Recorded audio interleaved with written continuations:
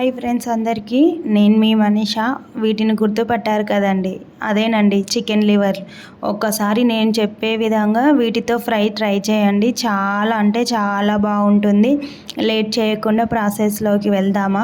ముందుగా లివర్లను అయితే ఒక 2-3 టైమ్స్ మంచిగా కడిగేసి పెట్టుకొని అందులోకి కొద్దిగా సాల్ట్ అలాగే పసుపు కూడా యాడ్ చేసి పెట్టేసుకుందాం.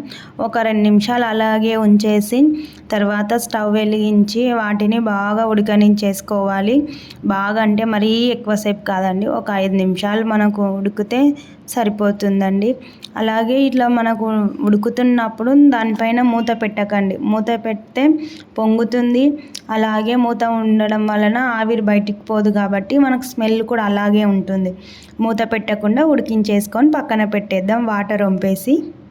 తర్వాత ఇంకో గిన్నె పెట్టేసి మనకు లివర్లకు సరిపడా ఆయిల్ తీసుకొని ఆయిల్ హీట్ అయ్యాక అందులోకి కాస్తన్ని పోపు దినుసులు వేసేసుకొని మనం ముందుగానే కట్ చేసుకున్నటువంటి ఉల్లిపాయ ముక్కలు అలాగే కరివేపాకు వేసి ఒక్కసారి కలిపేసుకుందాం బాగా.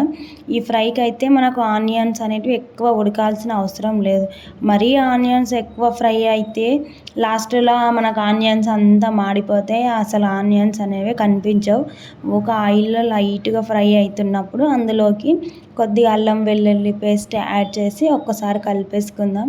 అలాగే కొద్దిగా పసుపు కూడా యాడ్ చేసి కలిపేసుకుందాము.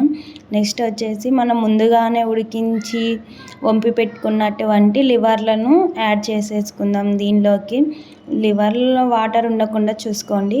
ఇలా జాలి గిన్నెలో వేసి ఉంటే మనకు వాటర్ అనేవి ఏముండవు, తొందరగా అయిపోతుందండి, వాటర్ ఇంకిపోతాయి.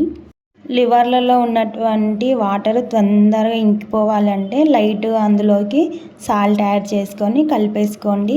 నెక్స్ట్ వచ్చేసి మనకు లివర్లో ఆయిల్లో ఉడికిన తర్వాతనే ఇలా మనకు టేస్ట్ తగ్గ కారం కొద్దిగా మసాలాను కూడా యాడ్ చేసేద్దాం.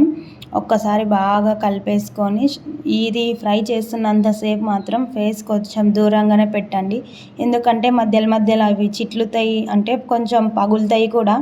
ఫేస్ దూరంగా ఉంచేసి చేసేసుకోండి. లాస్ట్లో మనం చికెన్ మసాలా ఇంకా ఏమన్నా మసాలాలు యాడ్ చేసేసుకొని కొత్తిమీర యాడ్ చేసేసి స్టవ్ లో ఫ్లేమ్లో ఉంచి ఒక 2 నిమిషాల పాటు లో ఫ్లేమ్లో ఉంచి బాగా కలిపేసుకొని స్టవ్ ఆఫ్ చేయడమేనండి. మీకు ఈ వీడియో నచ్చితే సబ్స్క్రైబ్ చేసుకోండి.